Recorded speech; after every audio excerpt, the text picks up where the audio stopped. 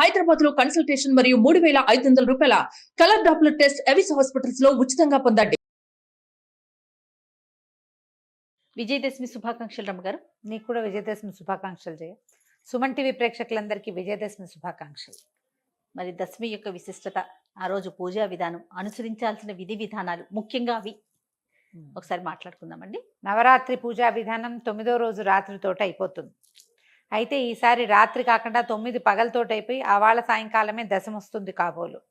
ఈ సంవత్సరం పండగలన్నీ ఇలాగే చిన్న కన్ఫ్యూషన్తో చేయాలా వద్దో వెళ్ళిన ఈ రోజు ఆ రోజు అనుకుంటూ ఉంటున్నాం. అలాగే ఉంటున్నాం. ఏ రోజైనా విజయదశమి నాడు చేయవలసిన విధి విధానాలు.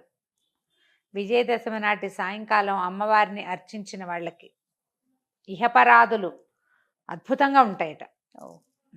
అమ్మవారు ఎలాంటి అపరాజిత స్వరూపంలో కనిపిస్తుంది. మనం మామూలుగా చెప్పుకునే నవరాత్రి పూజా విధానంతో పాటుగా దేవి భాగవతంలో విశేషంగా ఏం చెప్తారంటే 9-10 రోజుల పాటు జరిగిన 9 రోజుల పాటు జరిగిన యుద్ధంలో 9వ నాడు అమ్మవారు 9వ నాటి రాత్రి మహిషాసుర మర్దినిగా అవతరించి మహిషుణ్ణి చంపింది. తెల్లవారేసరికల్లా ఆమెని భీభత్స రూపంలో చూశారు దేవతలు. మొత్తం ప్రాణికోటంతా స్తంభించిపోయిందట ఆ స్వరూపాన్ని చూసి. ఆ మహిషుడు పరిగెత్తాడు ఆమెకు అందకుండా. దుర్గా స్వరూపంలో వెంబడబడింది, అందటం లేదు, తిరగబడిపోతున్నాడు.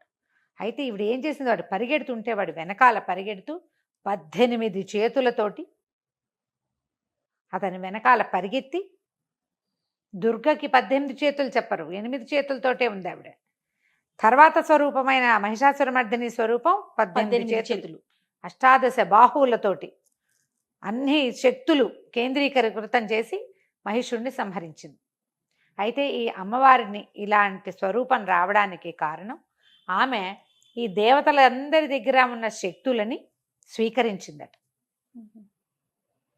ఒక్కొక్కళ్ళ దగ్గర నుంచి ఒక్కొక్కటి బ్రాహ్మి, మహేశ్వరి, వైష్ణవి, కౌమారి, వారాహి, నారసింహి, ఐంద్రి, ఇన్ని స్వరూపాలని తీసుకుంది. వీళ్ళందరి దగ్గర నుంచి శక్తులు తీసుకుని ఆ అన్ని శక్తులు సమకూర్చుకుంటే కానీ మనం దేని మీదైనా పూర్తి విజయం సాధించాలంటే, ఒక చెడుని పూర్తిగా జయించాలంటే ఏకీకృత శక్తి విధానంతో కుదురుతుంది. అది చూపిస్తారు ఇక్కడ ఈ పండగ సందర్భంలో. ఆమె ఆ మహోగ్ర రూపాన్ని చూసి ప్రాణ చిక్కోటంతా బెదిరిపోయిందట. దేవతలు నిశ్చేష్టులైపోయారు. అలాంటి స్వరూపాన్ని ఎప్పుడు చూసుండల. తనని చూసి బెదిరిన ప్రాణికోటిని, దేవతా మండలి అందరినీ చూసి ఆమె పరమశాంతమూర్తిగా వాళ్ళకి దర్శనమిచ్చింది. ఆ దర్శనమిచ్చిన స్వరూపమే అపరాజిత స్వరూపం. ముందు ఎట్లా కనపడుతోంది, నాలుగు చాచి వాడి శిరస్సు ఖండించి ఓ శిరస్సు పట్టుకుని ఇన్ని చేతులతోటి మొత్తం అన్ని ఆయుధాలు ప్రయోగ భంగిమలో ఉన్నాయి. అన్నీ పోయి స్థిమిత శాంత స్వరూపంతో పాశాంకుశాలు పట్టుకుని చక్కగా స్థిమితంగా నీకేం కావాలో నేను అది ఇస్తాను, ఏదైనా నన్ను అడగచ్చు. అంతకుముందు ఆమెను చూసి భయం వేసింది కదా, ఆ భయాన్ని పోగొట్టింది. అపరాజిత అంటే అస్సలు పరాజయమే ఎరుగని తల్లి ఆ స్వరూపంలో కనిపించింది.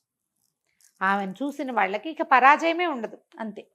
ఈ రోజున మనం ఎన్ని రకాలు చేస్తామో, ఈ రోజునే పాండవులు తమ తాలూకు ఆయుధాలని స్వీకరించారు, అజ్ఞాతవాసాన్ని విడిచిపెట్టారు ఈ రోజున.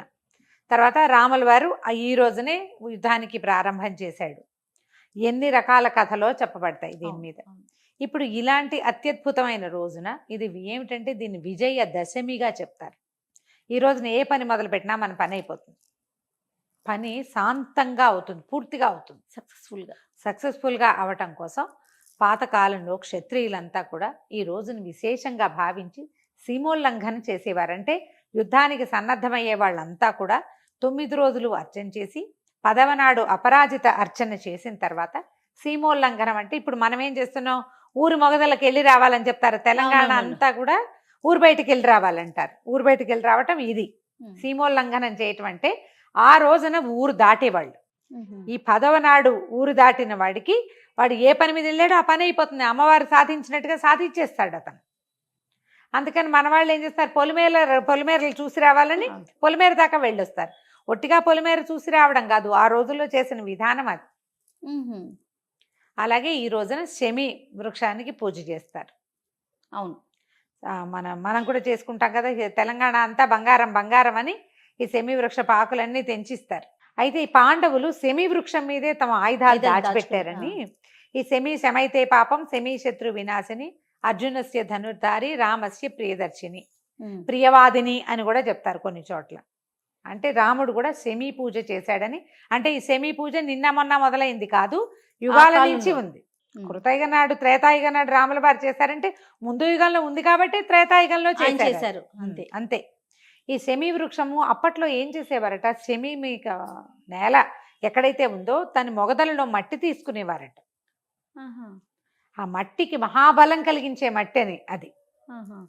మన వాళ్ళు క్రమంగా ఇక్కడ ఆకులు తుంచడం దాన్నే పంచుకోవటం అనేది వచ్చింది. అది తీసి ఇట్లా మొన్నెత్తికి అద్దుకోవాలన్నమాట. మనం పుట్టమట్టి తెచ్చుకుంటాం చూడు, అట్లా శమీ వృక్షపు మూలపు మట్టి తెచ్చుకోవాలి. పాత రోజుల్లో అట్లా చేసేవాళ్ళు. క్రమంగా పద్ధతులు మారిపోతూ ఉంటాయి కదండి. ఈ శమీ వృక్షాన్ని పూజించడం కూడా ఈ రోజున చెప్పబడుతుంది. మనం 9 రోజులు అర్చన చేసుకున్న వాళ్ళు అమ్మవారిని సాగనంపేసి పీఠం ఎత్తేస్తారు. ఒకవేళ మనం విడిగా మనం పెట్టుకుని చేసుకుంటున్నారు కదా కొంతమంది, అఖండం పెట్టుకునే వాళ్ళు కూడా 9వ రోజు తర్వాత 9 నవమి పూజలు అయిన తర్వాత ఇంకా అఖండాన్ని మనం సముదాయించక్కర్లేదు. వెళ్ళిపోతానంటే అఖండ దేవత వెళ్ళిపోనివ్వచ్చు, మనం వదిలేసేయచ్చు దాన్ని.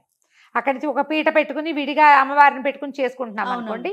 నవమి పూజలు అయిన తర్వాత ఉద్యాపన చెప్పేసి అమ్మవారిని పీఠం కదిపేసి సవరి చేసుకోవచ్చు. నవమి వరకు ఇలా ఇంట్లో అన్ని పద్ధతుల ప్రకారం, అంటే ప్రతిరోజు అమ్మవారికి సాయంకాలం సేవాకాలం సమర్పించిన వాళ్ళు కూడా 10వ నాడు సేవాకాల సమర్పణ ఉండదు. అది వేరే కథ, ఇది వేరే కథ. ఈ రోజున రాజరాజేశ్వరి అష్టాంగాన్ని చేసుకుని సాధారణ పూజా విధానంతో అపరాజిత పూజ చేసుకుంటాం.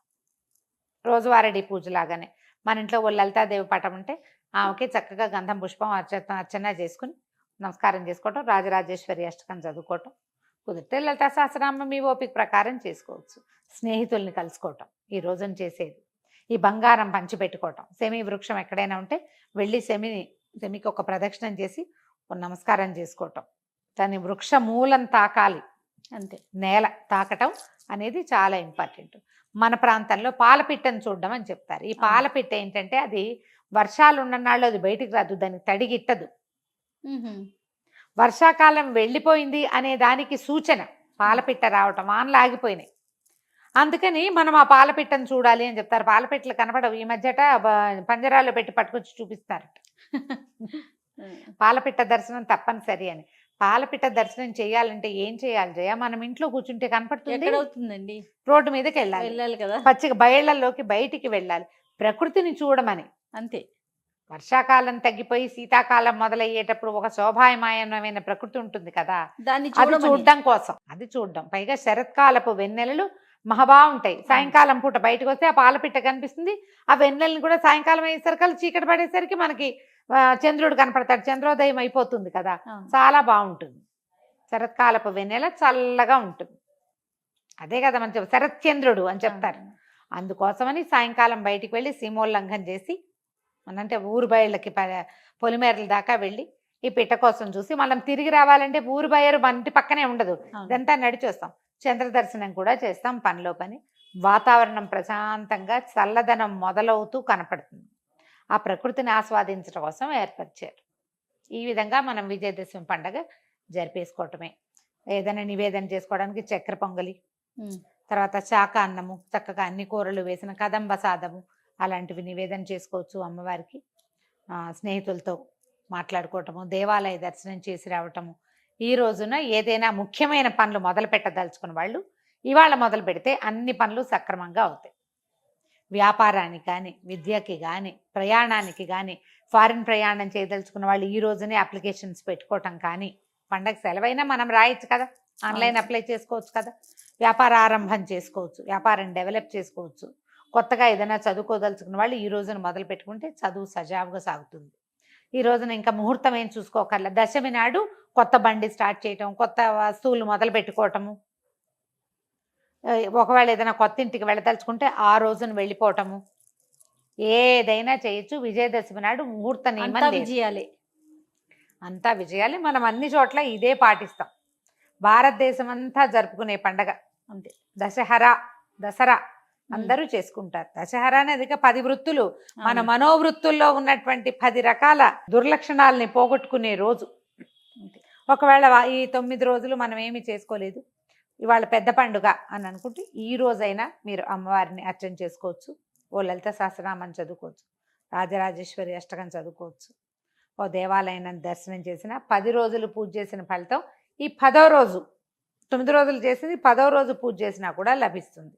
ఏదో ఒక శ్రద్ధతోటి నమస్కారం చేసుకోండి. అంతే పిల్ల పాపలతో పండగ చక్కగా జరుపుకోవాలి. గొడవలు, కొట్లాటలు, పోట్లాటలు, వాదనలు, కాకుండా దుర్భాషలాడ్డాలు, నువ్వంటే నువ్వంటాలు లేకుండా ప్రశాంతంగా అత్యద్భుతమైన మానవ సంబంధాలతోటి పండగ చక్కగా జరుపుకోండి. శుభం. నమస్తే రమ్య గారు. నమస్తే జయ.